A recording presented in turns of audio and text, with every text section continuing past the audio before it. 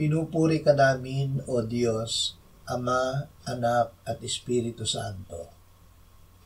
Salamat, Ama, na ibinigay mo sa amin si Jesus na iyong anak, na namatay para sa aming kasalanan, iyong muling binuhay, iniakyat at iniluklok sa iyong kanan sa langit.